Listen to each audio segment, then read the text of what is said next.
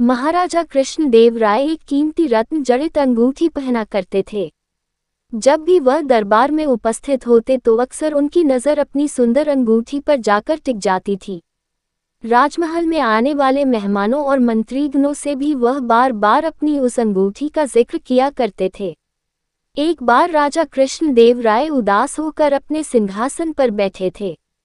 तभी तेनालीराम वहां आ पहुंचे। उन्होंने राजा की उदासी का कारण पूछा।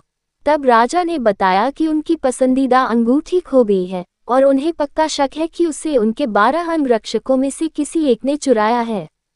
चूंकि राजा कृष्णदेव राय का सुरक्षा घेरा इतना चुस्त होता था कि कोई चोर उचक्का या सामान्य व्यक्ति उनके नजदीक नहीं जा सकता था।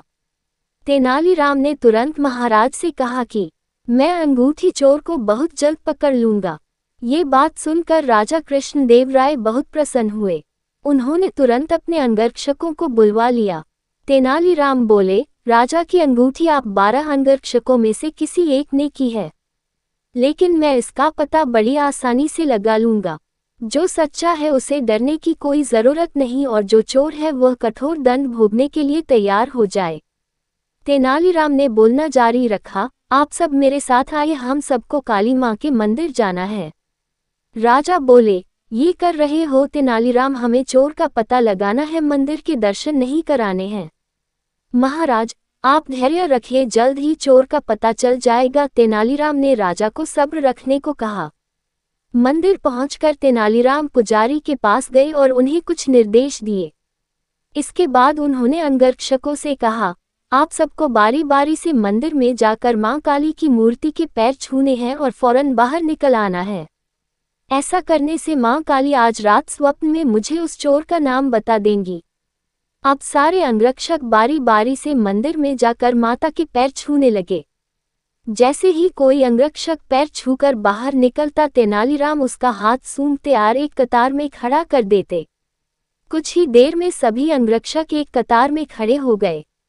महाराज बोले, चोर का पता तो कल सुबह लगेगा, तब तक इनका क्या किया जाए? नहीं महाराज, चोर का पता तो लग चुका है।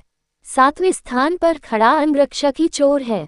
ऐसा सुनते ही वह अंगरक्षक भागने लगा, पर वहां मौजूद सिपाहियों ने उसे धर दबोचा और कारागार में डाल दिया।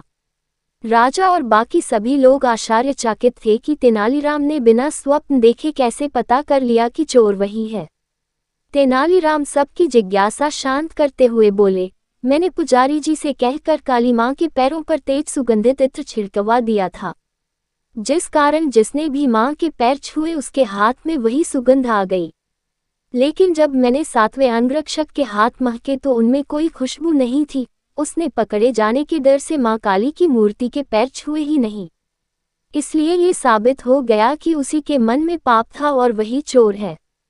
राजा कृष्णदेव राय एक बार फिर तेनालीराम की बुद्धिमत्ता के कायल हो गए और उन्हें स्वर्ण मुद्राओं से सम्मानित किया।